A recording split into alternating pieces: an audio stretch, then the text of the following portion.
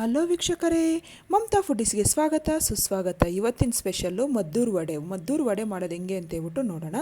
ಇದು ಎಲ್ಲರಿಗೂ ಇಷ್ಟ ಅಲ್ವಾ? ಮದ್ದೂರು ವಡೆ ಗೊತ್ತಿಲ್ಲದೆ ಇರೋರು ಯಾರಾದರೂ ಇರ್ತಾರಾ? ನಮ್ಮ ಕರ್ನಾಟಕದಲ್ಲಂತೂ ಇದಕ್ಕೆ ಬಂದಷ್ಟು ಹೆಸರು ಯಾವುದಕ್ಕೂ ಬಂದಿಲ್ಲ. ಒಳಗಡೆ ಸಾಫ್ಟಾಗಿ, ಮೇಲೆ ಕ್ರಿಸ್ಪಿಯಾಗಿ ತುಂಬ ಚೆನ್ನಾಗಿರುತ್ತೆ. ಇದು ಟೀ ಟೈಮ್ಗಾಗಲಿ ಬ್ರೇಕ್ಫಾಸ್ಟ್ಗಾಗಲಿ ತುಂಬ ಚೆನ್ನಾಗಿರುತ್ತೆ. ಬನ್ನಿ ಹೆಂಗೆ ಮಾಡೋದು ಅಂತ ಹೇಳ್ಬಿಟ್ಟು ನೋಡೋಣ. ಫಸ್ಟು ಒಂದು ಬೌಲ್ಗೆ ಅರ್ಧ ಕಪ್ಪು ಅಕ್ಕಿ ಹಿಟ್ಟು, ಈಗ ಅರ್ಧ ಕಪ್ಪು ಮೈದಾ ಹಿಟ್ಟು, ಈಗ 1/4 ಕಪ್ಪು ಕಡಲೆ ಹಿಟ್ಟು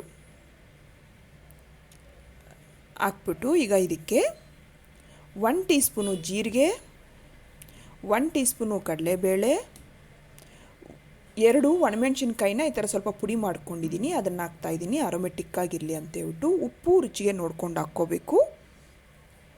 ಈಗ ಒಂದು ಚಿಕ್ಕ ಸೈಜ್ ಈರುಳ್ಳಿನ ಈ ಥರ ಚಿಕ್ಕದಾಗಿ ಕಟ್ ಮಾಡಿ ಹಾಕ್ತಾಯಿದ್ದೀನಿ. ಸ್ವಲ್ಪ ಕಟ್ ಮಾಡಿರೋವಂಥ ಕರಿಬೇವು, ಕಟ್ ಮಾಡಿರೋವಂಥ ಕೊತ್ತಂಬರಿ ಒಂದು ಸ್ವಲ್ಪ, 2 ಹಸಿಮೆಣ್ಸಿನ್ಕಾಯಿ ಚಿಕ್ಕದಾಗಿ ಕಟ್ ಮಾಡಿ ಹಾಕ್ತಾಯಿದ್ದೀನಿ, 2 ಬೆಳ್ಳುಳ್ಳಿ ಹೆಸಲನ್ನ ಈ ಥರ ಕಟ್ ಮಾಡಿ ಹಾಕ್ತಾಯಿದ್ದೀನಿ.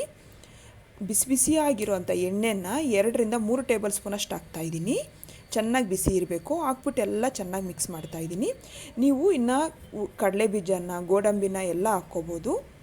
ಟೇಸ್ಟಿಗೋಸ್ಕರ ತುಂಬ ಚೆನ್ನಾಗಿರುತ್ತೆ ಹಾಕಿದ್ರೂ. ಹಾಕ್ಬಿಟ್ಟು ಎಲ್ಲ ಚೆನ್ನಾಗಿ ಮಿಕ್ಸ್ ಮಾಡಾದಮೇಲೆ ಈಗ ಇದಕ್ಕೆ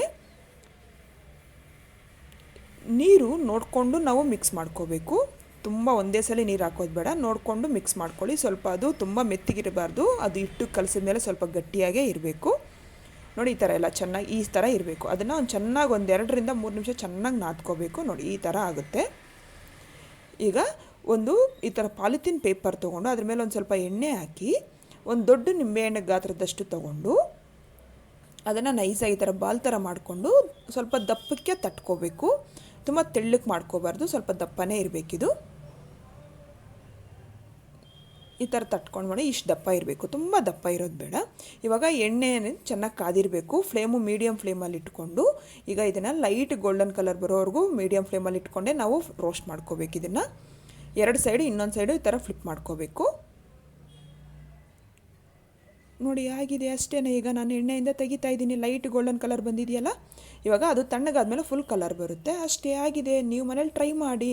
ಇದು ಚಟ್ನಿಯಲ್ಲಿ ಕಡಲೆ ಬೀಜ ಚಟ್ನಿ ಜೊತೆ ತಿಂದರೆ ಅಂತೂ ತುಂಬ ಚೆನ್ನಾಗಿರುತ್ತೆ. ನೀವು ಇಷ್ಟ ಆದರೆ ಟ್ರೈ ಮಾಡಿ, ಇಷ್ಟ ಆದರೆ ಲೈಕ್ ಮಾಡಿ, ಶೇರ್ ಮಾಡಿ, ನನ್ನ ಚಾನಲ್ಗೆ ಸಬ್ಸ್ಕ್ರೈಬ್ ಮಾಡೋದು ಮಾತ್ರ ಮರಿಬೇಡಿ. Thank you.